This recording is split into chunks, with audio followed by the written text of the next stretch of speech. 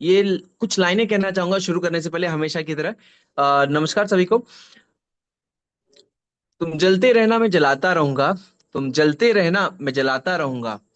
अपनी नजरों का ख्याल रखना, मैं नजर आता रहूंगा। नमस्कार दोस्तों, मैं दिग्विजय जीत बहादुर पटेल आपका स्वागत करता हूँ आज के इस सेशन में, तैयारी जीत की एपिसोड नंबर 58 में। और दोस्तों, कुछ डिस्क्लेमर देना चाहता हूं आप सभी लोगों को कि ये वेबिनार टेलीविजन प्रसारण की तरह नहीं है। मैं आपको देख और सुन सकता हूं और आप भी मुझे देख और सुन सकते हैं। जी हाँ दोस्तों, और साथ ही साथ एक रिक्वेस्ट है आप सभी से कि जब भी स्पीकर आप लोगों को बोलने का मौका दिया जाएगा, तो आप सभी से निवेदन है कि 2 मिनट से ज्यादा समय कृपया करके ना लें, क्योंकि और लोगों को ज्यादा से ज्यादा हम लोगों तक पहुंचना चाहते हैं और ज्यादा से ज्यादा लोगों को बोलने का मौका देना चाहते हैं, क्योंकि ये मीटिंग एक लिमिट के दौरे पर होती है। तो बिना किसी देरी के हम ये मीटिंग की शुरुआत करते हैं और बुलाते हैं my mentor all the way from Bombay from Bhadohi, mister Rajesh Singh ji. Over to you sir. Thank you Digvijay Digvijay ji.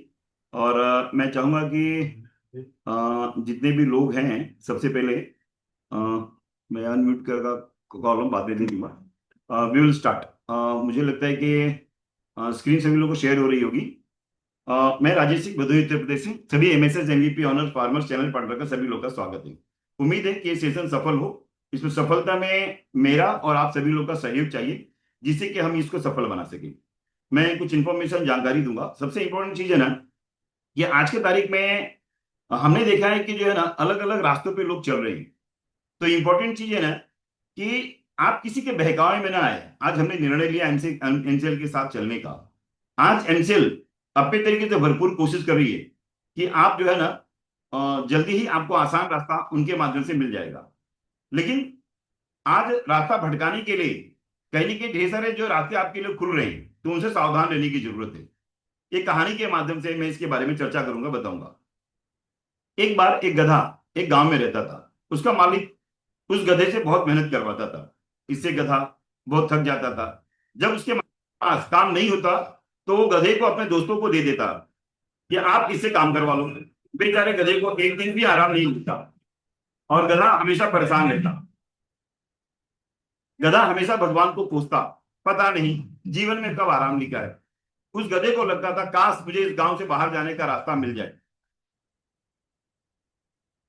और मैं इस गांव से बाहर भाग जाऊं। दरअसल वह गांव घने जंगलों के बीच था। उससे बाहर जाने का रास्ता किसी इंसान को भी नहीं मालूम था। उस गांव के किसी को भी इस गांव से बाहर जाने का रास्ता, शहर जाने का रास्ता नहीं पता था। गधा सोचता, जब इंसान को ही रास्ता रास्ता जब इंसान ही ढूंढ पाया, तो मैं क्या खा रास्ता ढूंढ पाऊंगा। यही सोचकर बेचारा काम कर करके मरे जा रहा था। लेकिन इतना परेशान हो गया कि एक रात उसने हिम्मत कर गांव छोड़कर जंगल की तरफ भाग गया। जंगल में ढूंढते ढूंढते आखिरकार शहर का रास्ता उसने निकाल ही लिया। 7-8 दिन के बाद वो जंगल पार कर शहर पहुंच गया है। इस तरह उस गांव से सबसे पहले शहर का रास्ता ढूंढने में गधा कामयाब हो गया। इधर गांव वालों को पता चला कि गधा गांव छोड़कर भाग गया।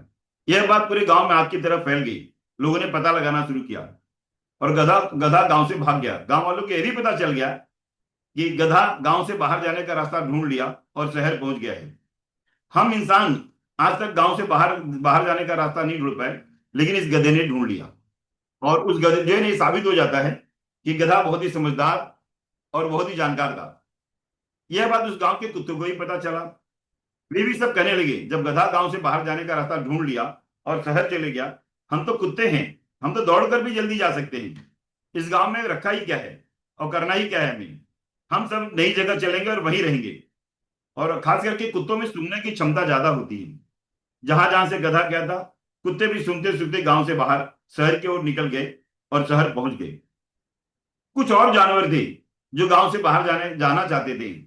उन्होंने भी उनके पैरों को निशान देखकर वो भी गांव के बाहर निकल गए। जब इतने जानवर निकले, तो उस रास्ते पे हल्की सी पगडंडी बन गई और हल्का सा रास्ता बन गया। गांव वालों ने देखा कि अब तो रास्ता बन गया है, हम सभी जा सकते हैं। उन्होंने भी उसी रास्ते से आना जाना शुरू किया। इधर इधर जो रास्ता, जंगल जंगल से शहर जाने का रास्ता, प्रॉपर उस पगडंडी सड़क के रूप में परिवर्तित हो गई। गांव के मुखिया ने सोचा, अब जरूरत है इस पगडंडी पर पक्की सड़क बन जाए। मुखिया शहर जाकर संबंधित अधिकारियों से मिले और कहा, हमारे गांव में सड़क की जरूरत है। आपसे अनुरोध है कि जल्द ही जंगल से शहर तक सड़क बनवाएं, जिससे गांव वालों को शहर जाने में आसानी हो। अधिकारियों ने इंजीनियर को भेजा। इंजीनियर गांव में जाकर मौका मुआयना करने लगा और उसके अनुसार नक्शा बनाने लगा। तब तक एक आदमी उनके पास गया और उनको कहने लगा, सर आप क्या ये टाइम पास कर रहे हो, क्या ये नक्शा बना रहे हो और रास्ता नया ढूंढ रहे हो? सुनो, ये हल्की हल्की सी जो पगडंडी बनी है, इसी से हम गांव वाले शहर जंगल पार करके आते जाते हैं। आप इसी पर जो बढ़िया सा सड़क बना दीजिए, आपको ये सब करने की जरूरत नहीं है। उस इंजीनियर ने पूछा, एक बात बताओ, यह रास्ता सबसे पहले किसने खोजा था? गांव वालों ने कहा, साहब यह सबसे सबसे पहले गधे ने रास्ता खोजा। उसके बाद कुत्ते इस रास्ते पर से गए। फिर सभी इस रास्ते पे आने जाने लगी। इंजीनियर जोर जोर से हंसने लगा और कहने लगा, इसमें कोई शंका नहीं है कि यह रास्ता सबसे पहले गधे ने ही खोजा होगा। यह रास्ता जंगल पार करने का सबसे लंबा रास्ता है। भाई साहब, आप चिंता मत करो, हमने छोटा रास्ता खोज लिया है। अब हम उसी छोटे रास्ते से सड़क बनाएंगे और आराम से आप जल्दी शहर पहुंच जाओगे। लंबा रास्ता लेने की जरूरत नहीं है। और वह बहुत लंबा रास्ता है जहां से जो है गधा जाता था। कहानी बहुत छोटी सी है, लेकिन आप भी तो सोचिए कि ऐसा तो नहीं कि आप वो गधे गधे गधे ने जो रास्ता बना दिया उसी रास्ते पर आप चल रहे हो। आज बहुत सी चीजों पे निर्णय हमें लेना है कि कहीं ना कहीं हम जो लंबे रास्ते की तरफ तो नहीं जा रहे। ध्यान रखिएगा, हमेशा दूसरों के बताए हुए रास्ते सही नहीं होते। अपना रास्ता जीवन में कई बार खुद बनाना होता है। कई बार सुनी सुनाई बातें होती हैं, हम उनको सच मान बैठते हैं। कई बार हमें लगता है कि लीक से हटकर कुछ नहीं कर पाऊंगा, और सब इसी को करते हैं जो आसान होता है, तो मैं भी इसी को ही करूंगा। कुछ नया नया करना चाहते हैं, क्रिएटिव करना चाहते हैं, सक्सेसफुल होना चाहते हैं, तो आपको अपना रास्ता बनाना पड़ेगा और खुद बनाना पड़ेगा और खुद वो रास्ता ढूंढना भी पड़ेगा। आज सभी लोगों के पास दो रास्ते हैं। एक रास्ता डॉक्टर श्याम गुलाब जी का समृद्धि और विकास का रास्ता, जो तेजी से जल्दी ही पेशेवर लोगों द्वारा शुरू होने जा रहा है। इन्वेस्टमेंट की बात है और सफलता की गारंटी डॉक्टर श्याम गुलाब ये दोनों चीजों का ले रहे हैं, पर जल्दी शुरू होने वाला है। दूसरा रास्ता गधे का, जब तक जो है केवल असफल रहा, आज बहुत से कर्जे में डूबा हुआ है। इसी कारण एनसीएल में घुसना चाहता है, जिससे कि उसका बेड़ा पार लग जाए। आज बहुत कर्जे में है तो कहीं ना कहीं एनसीएल से अपेक्षा कर रहा है कि उसका बेड़ा पार हो जाए। अच्छा, वो व्यक्ति कभी खुद सफल नहीं हुआ, वो बंदा हमेशा दूसरों को सफलता का रास्ता क्या दिखाएगा? जो असफल है तो दूसरे को कभी सफलता का रास्ता दिखा पाएगा? ध्यान रखिए, अगर उसको जानकारी नहीं है तो उसका अंत बुरा ही होना है। ध्यान रखिएगा, उस व्यक्ति की नीयत और नीति दोनों खराब है और आगे भी खराब रहेगी। अब तक सफल नहीं हुआ तो आगे क्या खाक उद्योग किसी को करेगा? अब आपको तय करना है कि आपको कौन सा रास्ता अपनाना है, जो जिम्मेदारी लेने की बात करता है, जो सफलता का रास्ता है, या उस गधे का रास्ता जो सफलता की ओर ले जाएगा और अंत में सब खत्म हो जाएगा। आज एनसीएल डॉक्टर श्याम गुलाब इस चीज को आगे लेके चल रहे हैं। या एक शॉर्ट फॉर्म मैंने लिखा है एसएसकेबी। एसएसकेबी का मतलब होता है सब साथियों की किस्मत बर्बाद करने के पीछे एक आदमी तुला है। तो क्या आप एनसीएल का साथ चुनना चाहते हैं या एसएसकेबी का रास्ता चुनना चाहते हैं? ये अब आपको तय करना है कि उस गधे और लंबे रास्ते पे चलना चाहते हो या जल्दी से समृद्धि और विकास के रास्ते पे चलना चाहते हो। और भी कुछ इंपॉर्टेंट बातें मैं करना चाहता हूं जो कि बहुत जरूरी है। एनसीएल में देरी जरूर हुई और देरी की वजह से बहुत से हमारे साथी एनसीएल से नाराज हो गए हैं। आज कहीं नहीं तो एनसीएल से नाराज होकर कहीं ना कहीं पैसे रिफंड लेना चाहते हैं। यस, जब एनसीएल के पास फंड आ जाएगा तब आपको आसानी से रिफंड भी मिल जाएगा। आप ऑफिस में जाके जो है ना उनके स्टाफ से मुलाकात कर लोगे। आफ्टर फंडिंग आने के बाद स्टाफ और सब चीजें उत्पन्न होगा, ऑफिस भी चलेगा। आप उनसे आसानी से बात कर सकते हो, अपनी बात कह सकते हो और जल्दी आपको रिफंड मिल जाएगा। ये शॉर्टकट का रास्ता है। लेकिन मैं आप लोगों को आगाह करना चाहता हूं और जो है ना कहीं आपको जो है ना बताना चाहता हूं, अगर आपने कोर्ट मैटर कर दिया या लीगल में चले गए तो 100% आपको भी पैसे रिफंड मिलेंगे। और लेकिन ध्यान रखिएगा, ना ऑफिस में आपसे कोई बात किया जाएगा, ना कोई आपसे बात करेगा। जो भी बात होगा कोर्ट द्वारा ही बात होगी। फिर एनसीएल जो भी बात करेगी आपसे कोर्ट में ही बात करेगी। आप जो भी क्लेम करोगे या जो भी डॉक्यूमेंट सबमिट करोगे उसे सेशन कोर्ट में जो है ना आपको साबित करना होगा। और ये सालों साल तक जो है केस चलते रहेगा। कहीं ना कहीं उसमें अगर कुछ हुआ तो उसके बाद डिस्ट्रिक्ट कोर्ट, फिर उसमें कई साल लग जाएंगे। उसके बाद हाई कोर्ट, और हाई कोर्ट के बाद सुप्रीम कोर्ट। ये करते करते जो है ना बहुत ही लंबा रास्ता, जैसे उस गधे ने लंबा रास्ता चुना था ना, तो उस लंबे रास्ते पे चलोगे और अंत में जाके आपको 10 साल 15 साल के बाद रिफंड मिलेगा। तो ये समझदारी इसी में है कि शॉर्टकट वाला रास्ता अपनाएं, एमसेल के साथ जो है रहे, और 100% ये चीजें होने वाला है। मैं और एक बात पे आगाह करना चाहता हूँ, आज के तारीख में एनसीएल के साथ बहुत से लोग रहना हैं, और कहीं ना कहीं वो क्रेडिट लेना चाहते हैं हर चीजों के अंदर। तो उस क्रेडिट के चक्कर में लोगों के जो है ना मन भावना से खेलने की कोशिश कर रहे हैं। इनसे भी सावधान रहने की जरूरत है। और ऐसे ढेर सारे लोग हैं जो दो मुंहे सांप की तरह हैं। आज हमें इनसे सावधान रहने की जरूरत है। ये जो है ना गधों की तरह लंबे रास्ते की तरफ जाना चाहते हैं और अपना उल्लू सीधा करना चाहते हैं। आपने देखा होगा कि बहुत से लोग जो है ना जो लंबे रास्ते की तरफ जाना चाहते थे, मैं एसएसकेबी की बात कर रहा हूं, उन्होंने जो है ना अपने नए प्लान की तरफ उन्होंने ध्यान, जो आपको प्लान दिखाया होगा, मतलब उनकी जो मंशा थी वो कहने की सबके सामने आ रही है। तो कहने की उनसे सावधान रहने की जरूरत है। दूसरा, और एक बात कहूंगा मैं, कि आजकल एक नई बीमारी फैली है जो है ना एमसीएल में क्रेडिट लेने की। क्रेडिट लेने के चक्कर में जो कुछ लोग जो है ना एमसीएल में डॉक्टर श्याम घोलप के नजदीक होने का दावा जो करते हैं, वो क्या कर रहे हैं कि लोगों को इकट्ठा करके उनको लालच देके और डॉक्टर श्याम घोलप के नजदीक का वास्ता देके उनका विश्वास जीतते हैं। उन्हें बरगला कर एक नई टीम एक अलग गुट बना रहे हैं। और ऐसे लोग हैं ना जो बहुत गलत बात कर रहे हैं। आज एमसीएल की बात करोगे ना तो नेशनल और इंटरनेशनल पे जाने की बात करते हैं, लेकिन ये लोग क्या बात कर रहे हैं मालूम है? आज मुझे खुलासा बहुत दुख के साथ करना पड़ रहा है कि प्रांतवाद की बात करते हैं कि एमसीएल में जो है ना कुछ लिमिटेड प्रांत के ही लोग ही उस पे रहेंगे, और लोगों को भड़काने का काम कर रहे हैं। उन्होंने बाकायदा इस चीज भड़काने के लिए ग्रुप बनाया है, और उस ग्रुप के अंदर लगातार वो प्रांतवाद में बात करते हैं, और इसके लिए उनको लालच दे रहे हैं कि आपको ये पद मिलेगा, वो पद मिलेगा, आपको बड़ा पोस्ट मिलेगा, जैसे वो कंपनी के एमडी और सीएमडी हो। इनसे भी सावधान रहने की जरूरत है। अगर ऐसा उन्होंने कहा है, अगर मान लीजिए उन्होंने कुछ कह दिया कि आपको ये एमसीएल के अंदर ये काम करना है, ये देना है, और आपने जो है ना अगर बोला कुछ पूछा उनसे, तो धमकी देते हैं कि अगर जो है ना आप ऐसा नहीं करोगे और मेरे से प्रश्न करोगे तो कहीं ना कहीं हम आपका प्लांट लगने नहीं देंगे और आपका कोई काम एमसीएल में करने नहीं देंगे। तो ऐसे भी धमकी देने का काम वो लोग कर रहे हैं। प्लांट वहीं लगेगा जहां हम चाहेंगे। तो यही नहीं, वो एमसीएल से अलग होके, जैसे एक जो है ना कहीं ना कहीं अलग से प्लान बना है, तो इन्होंने भी प्लान बी भी बना के रखा है।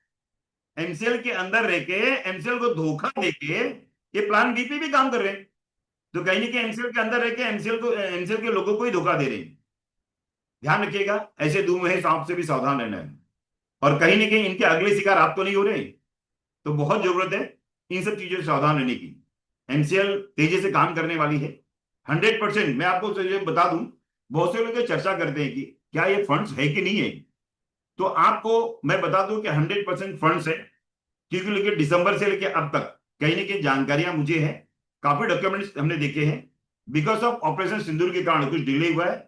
ये जल्दी समय बीत जाएगा, और डॉक्टर श्याम गुलाब जल्दी आप लोग के सामने आएंगे और ये फंड्स के बारे में जो है आपके सामने जो है बातचीत करेंगे। और ये फंड्स इतना बड़ा है कि हम सभी तहसीलों के अंदर बायोपोल, बायोसीएनजी और एमएसपी के कई प्रोजेक्ट लगा सकते हैं। तो आप इत्मीनान रखिए, एमसेल तेजी से काम करेगी, और ये सब जो भी काम होगा प्रोफेशनल लोग करेंगे, एक पेशेवर लोग करेंगे। कुछ एसएससी और एचएससी वाले हैं ना जो वो फेल हो गए हैं और हमेशा फेल होते रहेंगे, क्योंकि एसएससी एचएससी वाले हैं। लेकिन हम ग्रेजुएट लोगों को ही रखेंगे जो कि टेक्निकली बहुत स्ट्रांग हो, जो पढ़े लिखे लोग हो। अब केवल पेशेवर और अनुभवी लोग ही जो एमसीएल के प्रोजेक्ट को जो है ना चलाने का काम करेंगे।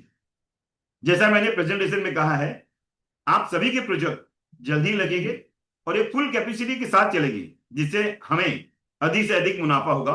और एमसीएल के साथ रहे तो जल्दी ही शुरू होगा, तेजी से काम शुरू होगा, बड़ा काम होगा। और सही लोगों के साथ रहें, गलत संगतों से बचे, ये बहुत जरूरी है।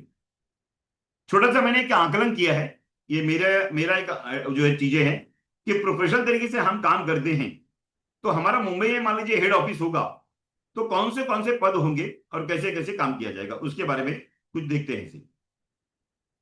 केंद्रीय स्तर पे जो हेड ऑफिस हमारा मुंबई में ऑफकोर्स होगा, और हर प्लांट स्तर पे, हर तहसील में जो है हमारे जो है ना जो जो प्रोजेक्ट होंगे वो होंगे। और दोनों का ब्रेकडाउन ऑफ सैलरी क्या होगा उसके बारे में चर्चा करते हैं। ये सभी प्लांट के प्रशासन, वित्त और कानूनी मामलों में हम समन्वय करेंगे।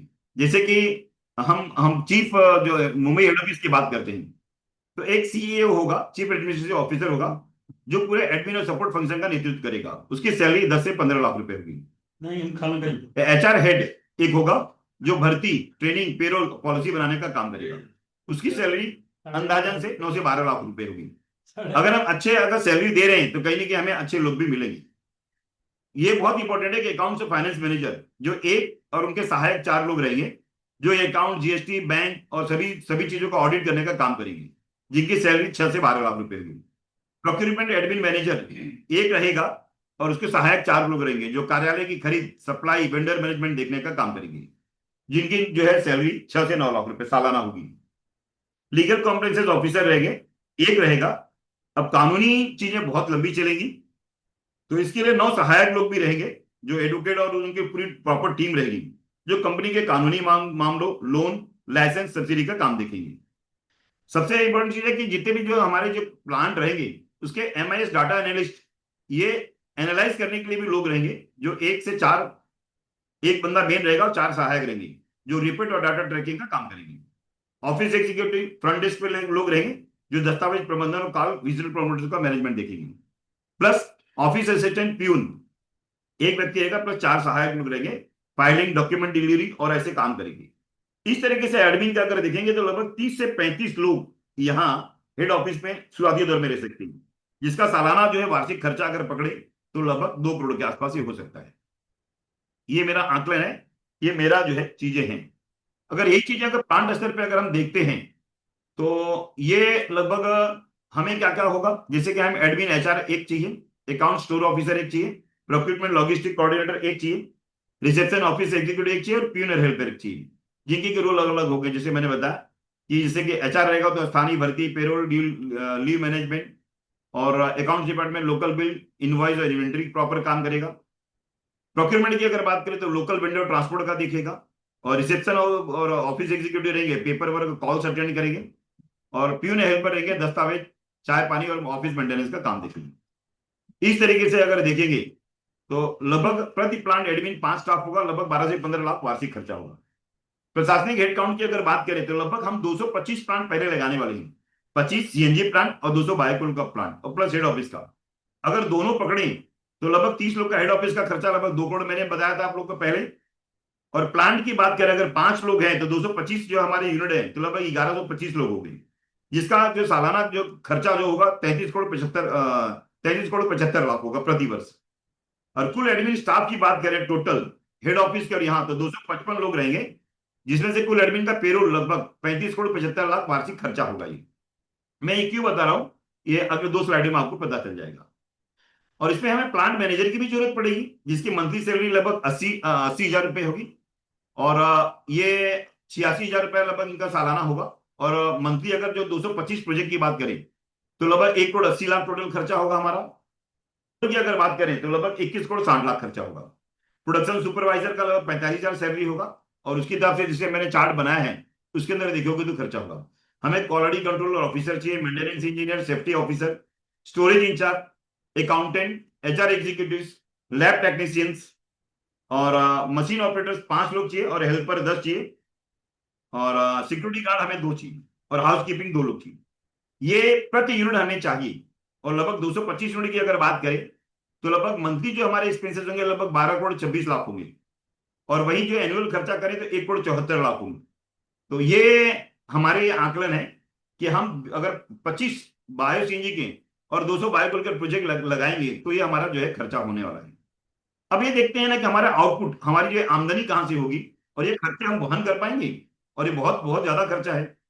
तो सबसे पहले इंपॉर्टेंट है कि हमारा आउटपुट कितना निकलेगा। अगर बायोकोल की अगर बात करें तो मैंने जो आकलन किया है, अगर हम प्रॉपर 2 शिफ्ट में चलाते हैं और लगभग 5 टन प्रति आवर का अगर हम प्रोडक्शन करते हैं तो लगभग 400 टन प्रति डे, प्रतिदिन हमारा जो प्रोडक्शन हो सकता है, और जिसमें से मंथली आउटपुट जो लगभग 12 हजार टन होगा। अगर सालाना अगर बात करें 144 हजार टन होगा, और रेवेन्यू जो जनरेट होगा लगभग 172 करोड़ 80 लाख प्रति यूनिट होगा।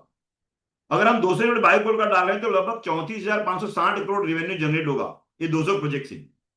और हमारे पास टेक्निकल टीम है, मार्केटिंग की टीम है, सब कुछ टीम है, तो 100% ये चीजें हम अचीव कर सकते हैं। और हम बायो सीएनजी की बात करें तो 10 टन का जो है ना पर डे का उत्पादन होगा, लगभग 300 टन मंथली और लगभग 3600 टन सालाना। और हमें उस प्लांट से क्या निकलेगा, सीएनजी, सीएनजी लगभग निकलेगा, सीएनजी लगभग 3600 टन सालाना निकलेगा, लगभग 90 रुपए के रेट से पकड़े। और आज जब गवर्नमेंट लगभग 90 रुपए रेट दे रही है, और काफी जो है ना प्राइवेट एजेंसियां भी दे रही है, तो इस तरीके से लगभग 32 करोड़ जो है ना हमें सालाना प्रति प्लांट मिलेगा। बायो फर्टिलाइजर लगभग 5400 टन होगा, लगभग 30 रुपए के रेट के हिसाब से प्रॉपर एक, क्योंकि जो सॉइल कंडीशनर का काम करेगा तो हम आसानी से इसको बेच सकते हैं। लगभग 16 करोड़ रेवेन्यू वहां से जनरेट होगा। और लिक्विड CO2 का रेवेन्यू लगभग 12600 टन होगा सालाना। ये 50 रुपए के हिसाब से लगभग जो 63 करोड़ होगा। अगर टोटल रेवेन्यू सीएनजी प्लांट, एक प्लांट का अगर देखें तो लगभग 111 करोड़ जो है ना लगभग होगा। 25 प्लांट की अगर बात करें तो लगभग 2790 करोड़ का होगा ये। हम अगर बात करें टोटल रेवेन्यू की, बायोकोल और बायो सीएनजी का अगर मिला दी तो लगभग 37,350 करोड़ का रेवेन्यू जनरेट होगा। हम चर्चा करते हैं कि हमारे जो टोटल जो ना हमारे जो है खर्चे थे, जो मैंने आप लोगों को बताया पिछले जो 2-3 स्लाइडों में, तो लगभग 210 करोड़ खर्चा होगा। तो 37,350 करोड़ रेवेन्यू के अगेंस्ट अगर 200 करोड़ आपका जो है एक्सपेंसेस हो रहा है एडमिन और स्टाफ का, जो कि 0.6%, मतलब 1% से भी कम आपका खर्चा आ रहा है, तो बहुत ही कम खर्चा ये। हम रेवेन्यू जो जनरेट करेंगे वो बहुत ही अच्छा रेवेन्यू जनरेट करेंगे। और हमारा जो सालाना इनकम जो होगा टोटल रेवेन्यू का, तो लगभग ये हमारा जो बायोकोल से लगभग 10,368 करोड़ होगा। और हमारा जो सीएनजी 25 प्लांट होगा लगभग 837 करोड़ होगा प्रॉफिट, ये ग्रॉस प्रॉफिट है। और लगभग सालाना लगभग 11,205 करोड़ का प्रॉफिट हो सकता है। तो this is a very good profit हमारे लिए, और बहुत ही अच्छी प्रॉफिट है। अंत में एक बात कहना चाहूंगा कि अपना रास्ता 100% स्वयं खोजना होगा आपको, और इसमें संघर्ष भी होगा। लेकिन संघर्ष जितना बड़ा होगा, सफलता उतनी शानदार होगी। दर्द से दोस्ती कर लो, यही तो सफलता की पहली सीढ़ी होगी। हर मोड़ पे रुक जाना आदत नहीं मेरी, हर ठोकर पे गिर जाना मेरी फितरत नहीं। जो जलते हैं मेरी मेहनत से, उन्हें जवाब है ये हिम्मत है मेरी। और लगभग मैंने एमएसपी के प्रोजेक्ट पे चर्चा नहीं की, एमएसपी के प्रोजेक्ट भी हम और जगहों पे शुरू कर सकते हैं। उसमें ढेर सारे प्लांट है, जिससे रेवेन्यू लगभग जो है 30,000 करोड़ से ज्यादा प्रत्येक डिस्ट्रिक्ट के अंदर हो सकता है। Thank you very much. आप लोग सभी लोग जो है ना अपना स्वस्थ रहिए, ध्यान रखिए अपना। और आप लोग ने सुना, मुझे बहुत बहुत धन्यवाद। Thank you very much.